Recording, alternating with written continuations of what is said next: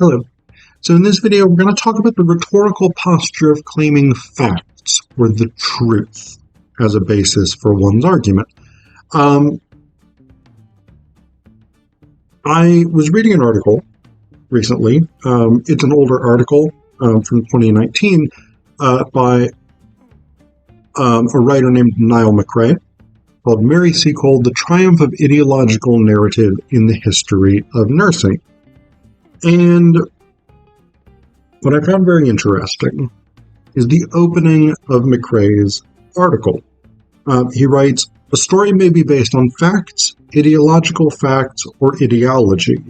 By fact, I mean uncontested or generally accepted truths, such as the laws of gravity or dates of the Second World War. Ideological facts are valid statements given favorable prominence by the author."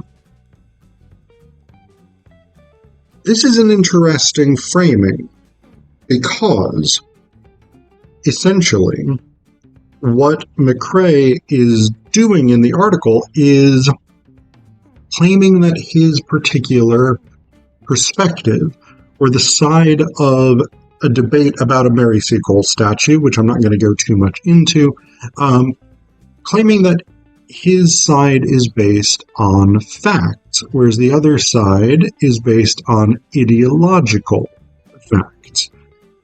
He doesn't actually define what he means by ideology in this case, but I assume that the third term in that trifecta of facts, ideological facts, and ideology is something akin to, this is what I want to be true, and so I assert it to be true regardless of external realities, objective facts, measurable metrics, etc., etc.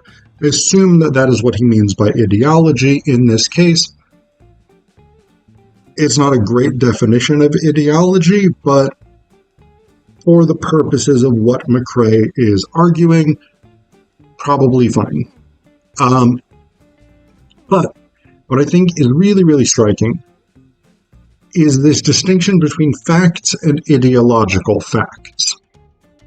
Because implicit in McRae's argument, especially as he goes through the article, is this idea that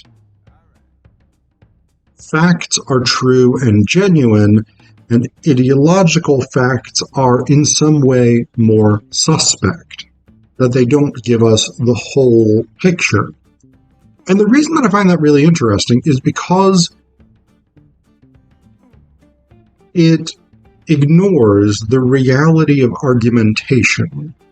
It ignores what you actually have to do in order to make a claim, in order to make an argument about something, right? So this is the striking thing. The examples that he gives, the laws of gravity, the dates of the Second World War, sure, those are facts.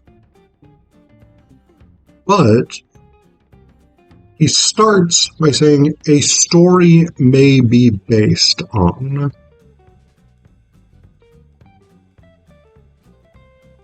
And it's the story that provides the ideology. If what you have is facts, you don't have a story. Or another way of putting it is, if you only have facts, you don't have an argument. Because facts in themselves are not meaningful. They don't tell us anything except a piece of neutral information, right? We can take the laws of gravity, the speed of acceleration of a body with mass falling toward the Earth, right? We can calculate that. It's scientific, it's mathematic, it's whatever it is. Cool, great, okay. What does it mean? It doesn't mean anything. It's not a story. It isn't an argument. It doesn't do anything. We take the dates of the Second World War. It's generally considered to have started September 1st, 1939, when Germany invades Poland. Although, interestingly enough, that does sort of ignore large amounts of pre-World War II, pre-official World War II combat, particularly in East Asia. But if we say September 1st, 1949, through VE Day and VJ Day in 1945, sure, those are facts. They don't tell a story. They don't make an argument. They don't mean anything in and of themselves. They are information out of which we can build stories. But the very nature of building that story or building an argument about gravity, about World War II, about whatever it is, requires an interpretation.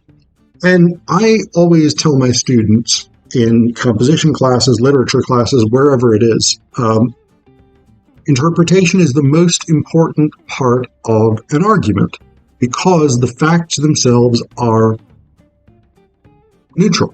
They do not support an argument. They can be interpreted to support an argument. And this is not the same thing. And so this is the striking thing about McCrae's formulation, right? In the attempt to distinguish between a story or an argument based on facts and a story or an argument based on ideological fact, he necessarily has to assume that some facts are more objective and neutral than others. And this is the problem, is that the facts are not necessarily contested. Sometimes they are, right? Sometimes you have people saying things that are just completely objectively untrue by any observable metric in reality. And that does happen. And again, I think that's what he means by ideology as his third term. But usually, when we're talking about something like history, which is what McCrae is talking about, when we're talking about interpretation of literature or art or film or whatever it is, when we're talking about the meaning of a scientific discovery and what its implications for the wider public are, or for the fields of science in which it exists, etc., etc., we are inherently making interpretive claims about what those facts tell us. The facts are not self-evidently meaningful. We have to put them into an analytical framework and say, this is the fact, this is what it means. And that is inherently ideological, because the particular ways in which we frame facts are based on our ideologies. And in this case, I don't mean we make stuff up, we make claims that are completely unsupportable by objective reality. What I mean in this case by ideology is that we each have particular frameworks through which we look at the world, things that to us are more or less significant, things that we believe in many cases to be self-evidently true, etc., etc. There are things for each of us that we simply assume to be correct, and we build our engagement with the world from those assumptions. This is the foundation of all analysis. You can't do analysis without some kind of ideology. You can be more or less aware of your ideology and how it shapes the analysis that you're doing, but this is the rhetorical reality of it. In order to build an argument, you have to start from a position of believing that certain things are true, as opposed to believing that certain things are factual, because again, facts do not in themselves mean anything. And so what we see with McCrae is actually a really interesting thing, because it reflects a larger rhetorical strategy in and of itself, wherein someone making an argument will lay claim to the facts while ignoring or repressing or downplaying the role of interpretation, the role of their ideology in explaining what those facts mean, what they do, why those facts are significant. And that is really the bigger component of an argument, of a story in McCrae's terms, right? So this is important to be aware of, because the rhetorical posture of claiming the facts or the truth is a significant one. And this is not to say that anyone who says my argument is based on the facts is lying. They often aren't. Sometimes they are, but often they are not. And that's totally fine. But what we want to be aware of as savvy readers and viewers, interpreters, analysts of rhetoric is that to claim the facts or to claim the truth is necessarily a loaded ideological position, right? It is a loaded rhetorical position in which you say, my argument is objectively and uncontestably true.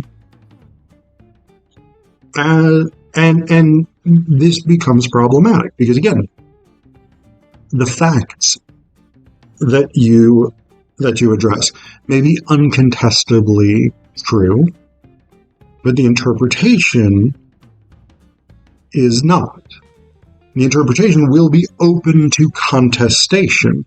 People would be able to look at the same facts that you are looking at and building your argument from and interpret them in a different way, present them in a different way, understand them in a different framework, so that those facts can, in someone else's argument, come to mean something very different. And the thing that I really find striking about McCrae's argument is that by framing his position in this historical debate as facts versus ideological facts, he is claiming the position of fact sans ideology, facts untainted by or unclouded by ideology. And yet, in making an argument for what those facts mean, he is inherently taking an ideological position. It is an attempt at a kind of rhetorical sleight of hand that does sometimes, but not always, occur when someone claims these are the facts and this is what we should do, or this is how we should view them, this is the truth of them. When you go from something that is objective, measurable, external, to an interpretation, an analysis, an explanation, an argument, or a story about them, you are inherently putting those facts into an ideological framework in which you expect them to mean something that they do not self-evidently mean.